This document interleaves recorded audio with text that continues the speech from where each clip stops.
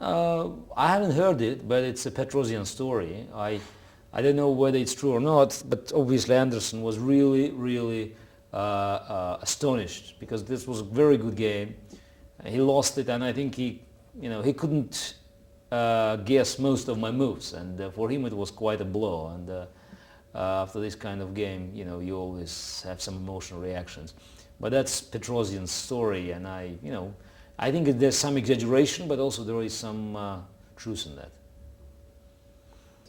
Oh, it's November 1985, when I won my title. That's very simple.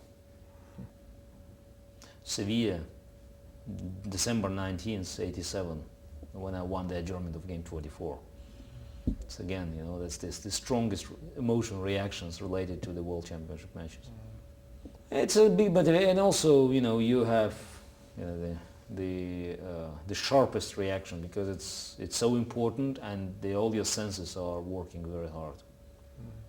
Very vague memories at age 5 or 6.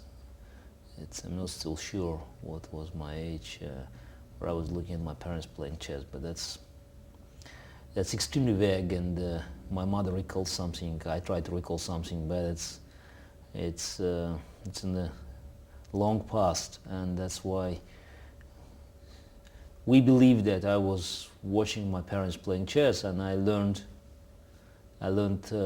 some rules, and I was quite impressed by the game. And it's very hard to recognize now what part of the story is real story, what part is just further exaggeration, because it was so many years ago. That's why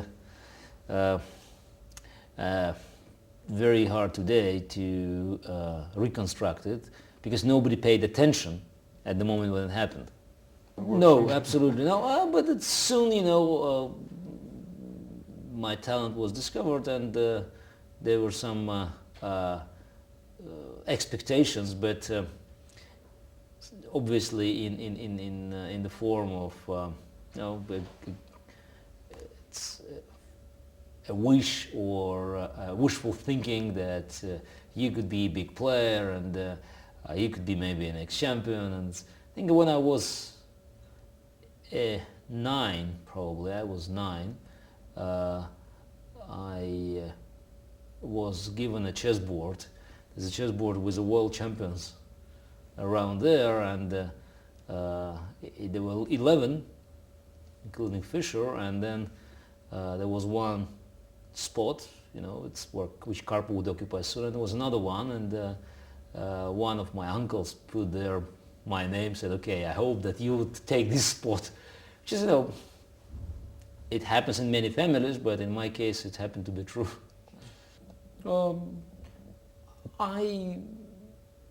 I'm not looking for an immediate attack, but in that game, I felt that position demanded that. It was quite an interesting game, I think underestimated by many commentators, because Anderson was playing a little bit awkward, but he had a positional plan, and with many other players it would work. He wanted to take white squares, and he played his plan with b5. He won't put knight on a7, then d5, c6, and the position is closed, and knight comes on c4. Ulf was thinking long term, and positionally it was very interesting and very good plan. The problem is that White had some opportunities to push and to open the position, which he underestimated. And I think that's the whole game. When I start playing h4, d5, h5, the whole attack was quite impressive, and that's why he was quite surprised, because suddenly White sacrificed a pawn, and the dynamic was excellent, and that's where I felt most comfortable, because I could recognize it immediately, and I didn't spend very much time. For me it was obvious. You just you go here and there, b4, bishop, b2, and then you start here. I could see the whole picture of the battlefield, and I think the speed that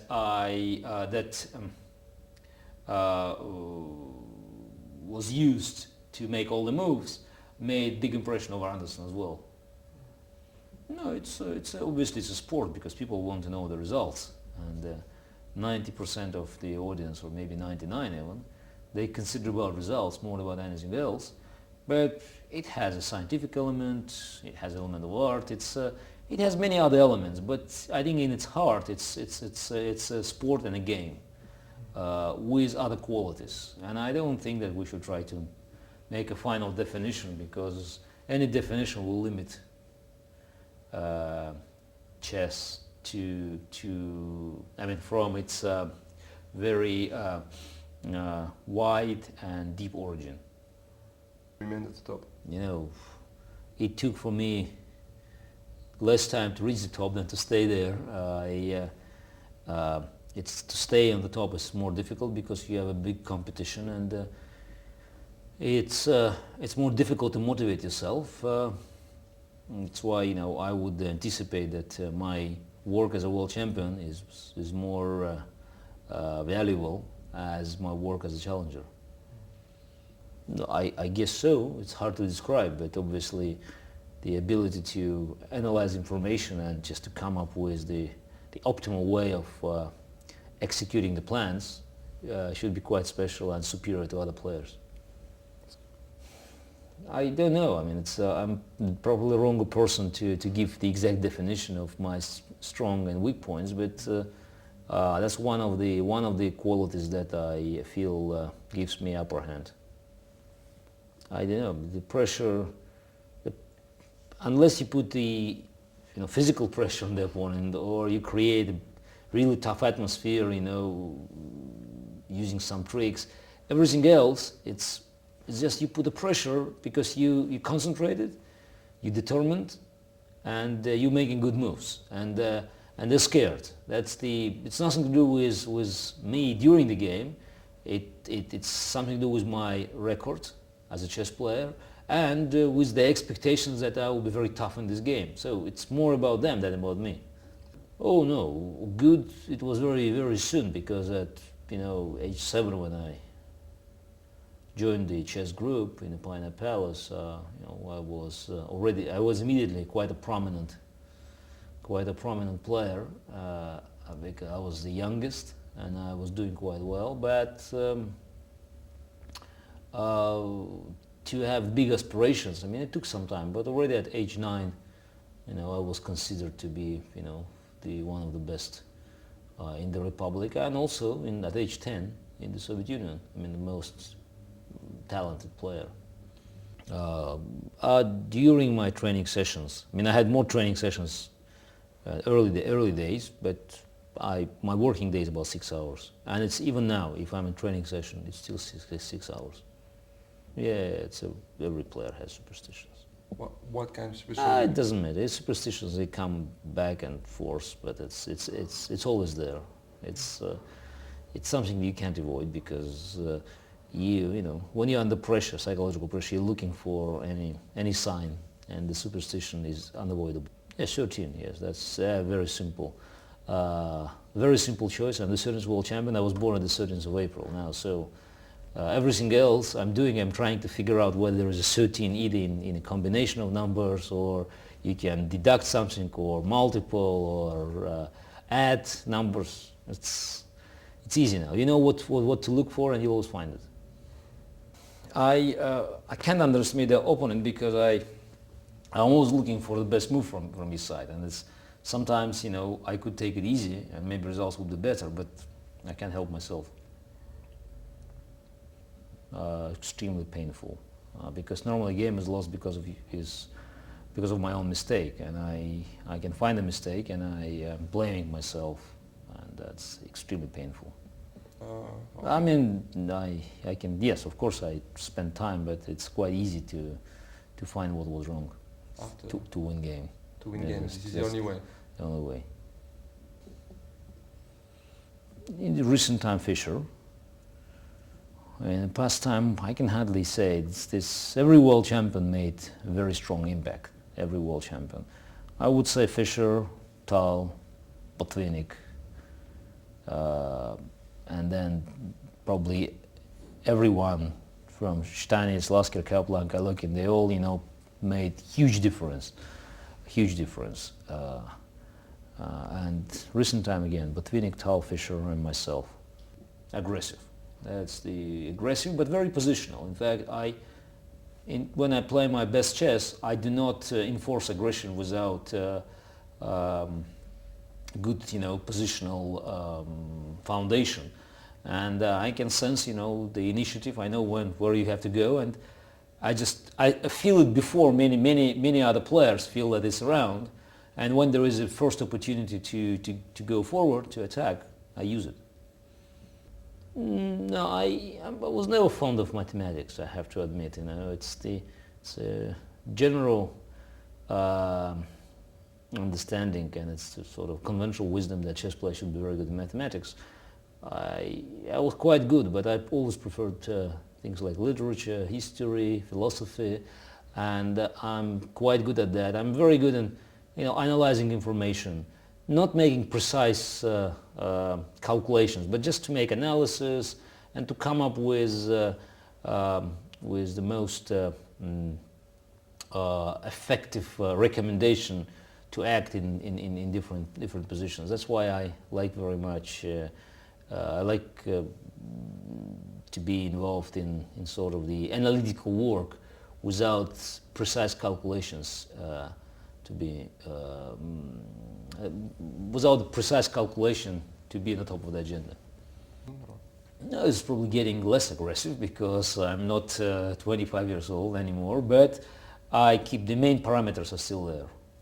No, I believe in all the pieces. No, in the good hands, every piece is working. No, I don't have very special preferences. I can play nearly every position. I don't like very dull positions. I mean, I can win a dull endgame if necessary, but I prefer the positions where the fantasy plays an important role. Now, no matter what is the position, where you have opportunities to use your imagination. Yeah, when position is lost, when you are recognized as lost, yeah. It depends very much on the level of your respect to the opponent. You don't have any chances. You can have a very specific advice, but normally, you have to resign when the outcome is absolutely clear. I mean, if you have chances, some chances, you have to fight. But if you do not, it's just to make moves for moves. It's not good. No, I think chess should be in the curriculum. But in curriculum, for 1 year in the school, that will make a very good sense. It will improve the whole system, and I think chess has very good qualities to be used as an educational tool to improve results in mathematics or in reading in the second or third grade. It can have very positive effects. It teaches the logic, creativity,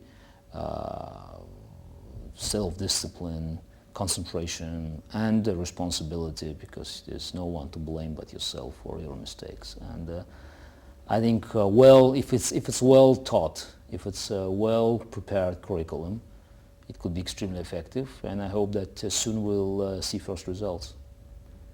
Yeah, I don't see what's wrong with the game where, again, you're doing everything on your own. There's no one to influence the result, and it's up to you to make all the difference. Should be democratic. You look at the board, and you should find something. There's always ideas, and I feel that even today you still have plenty of things not yet discovered. And one of the examples, when my game with Shirov in Las Linares, in Sicilian, in quite known Sicilian defense, to make a new move at h5, it was move 9, and I was very proud of that. Very, very proud, and it proved to be a very good move. And then late it was employed both by Shirov, Topalov, by all top players. And now White are avoiding this line. And I think it's it's another proof that there's plenty of things not yet discovered. Billions. Oh no, books are written by people. That's why, unless you check everything, you should not trust anyone. It's I mean, the positions where everything is exhausted and the book says it's winning for white or black, and that's true. But general recommendations are normally, not very good, and you have to check it extremely carefully before you employ it. Well, you have to understand it. It's just, before you analyze it yourself, before you feel what is important in this position, I don't think you can make any decisions and you can play the line. It's too dangerous. It was not played for ages, for decades, nearly for a century. It was just out of mainstream, and I was thinking how to avoid the main lines of Ruy Lopez and just what are the other possibilities, and I felt that the old theory was not well developed, and it's my concept always was that everything before 1980 was not properly analyzed, and especially the old openings, they could have a lot of hidden resources. And I looked at some main lines of Scotch opening, and I discovered that black has a bad pawn structure, and it's already, positionally white has some long-term pluses. It's important, positional. White could have an upper hand. The bishop on a6 is cut. I have good pawns, and that was in fact the beginning. And then I just discovered this pawn sacrifice, that you can sacrifice a pawn to think at your bishops. It was a very positional approach. Then I looked at another line, was bishop c5. I discovered some new moves there. So at the end of the day, I came up with a conclusion that it's new, but white has very little risk, and it should be employed. And it proved to be very successful. I mean, from 1990 it's being played very widely, and so far black is still short of finding proper response. It's along the same lines. I like to study all the openings, and I looked at Evans' gambit, and I decided that there are many lines not properly analyzed, and I had some ideas in other lines of Evans' gambit, but obviously every player goes bishop a7, knight a5. That's typical, just to not to keep the extra pawn, but to give it back and just to have an open position. And I had this bishop e2 idea, and I got this plan with just keeping his king at the center, and I thought it was enough for me to play this. And it was a very nice game, again, badly underestimated. I mean, without making really big mistakes, Anand lost in 25 moves. And I think people should pay more attention to the fact that the number 2 player in the world was losing so badly in such an opening. But obviously that's Evans' gambit, because the pawn sacrifice is not as sufficient and not as positional as Scotch opening. That's why it didn't enjoy long-term popularity, and I employed it only once more in the serious game against Piquet, which I also won nicely. But everybody understands that Evans' gambit it's nice. I mean, I can play it. I don't think white is in danger of losing, but I mean, black can neutralize it quite easily. There's so much information available now that one advice will not change anything. You just have to be able to look at that and absorb the information. There's one small advice, that the beginners should not pay too much attention to the opening theory. I mean, you have to learn a little bit, but not to spend too much time. The end game and middle game, the technical details of those parts of the game are very important. I mean, if you play good endgame, or if you know something about the endgame, if you learn some typical position middle game, that could make more good for you than to study some big openings. Yeah, I mean, my game approach was very different from Karpov's, and that's a good example. The game was Anderson, but basically I I believe if there is an opportunity to attack, you should attack. And any long-term positional plan could have a serious disadvantage. I mean, it can be refuted by a very energetic approach at early stage. That I always did. You know, I still have a serious mistrust for long-term positional plans because it can always be interrupted by aggressive action if position is not close. In a close position, obviously, you have to maneuver. But if position has some opportunities for action, you have to be very careful in preparing a long-term assault.